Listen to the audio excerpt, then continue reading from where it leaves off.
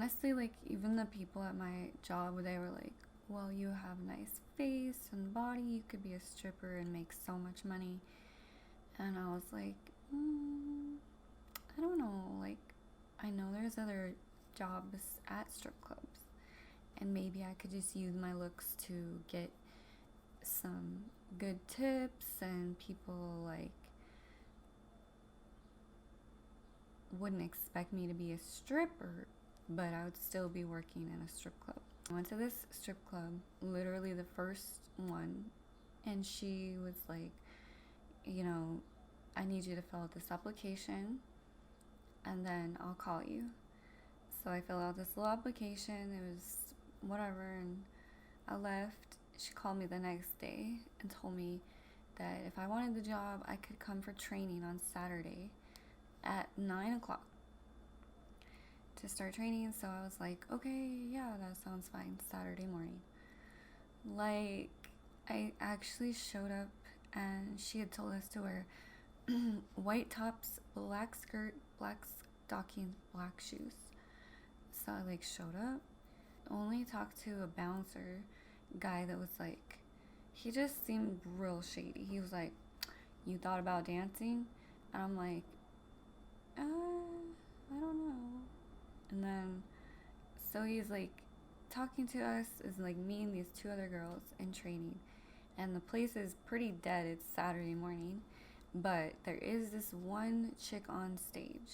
I mean, two, you know, clients, if you will, and then like all of us in training and all the workers. The guy leading us around, he's like, you know, you're gonna have to make drinks. Do you guys know how to make drinks? And I'm nodding, but I'm thinking, I do not know about drinks. It's been barely 15 minutes. And honestly, you guys, I felt like I can't do this. For one, I already had a job. For two, my family would like seriously just, I was already kind of the gray sheep of my family. And this would have just basically, all respect would be lost at that time in my life. It did somewhat matter, and I know all respect would have been lost. My grandma was still alive then. It was just a lot to consider. And then I'm just looking at this girl on stage and I'm thinking like, this is my life. This is my future. If I choose this job and this path, like, this is it for me. And part of me just did not morally think I could do it.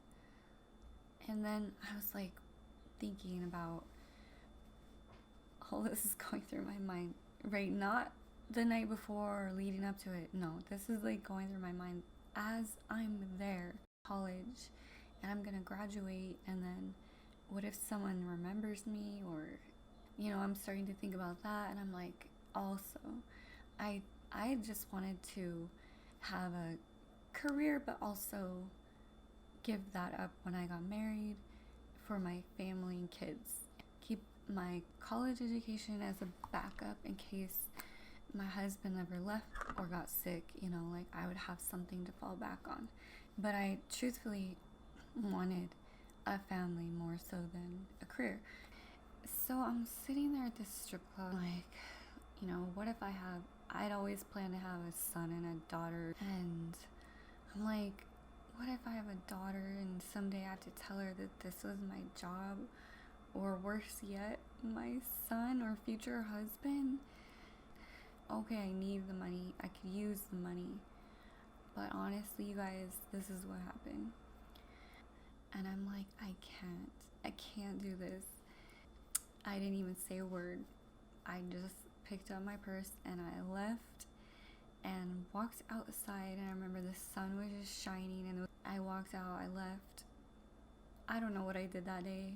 Nothing stands out except for that scene, like that moment when I decided to leave. For me, my mental status is already kind of shaky, right?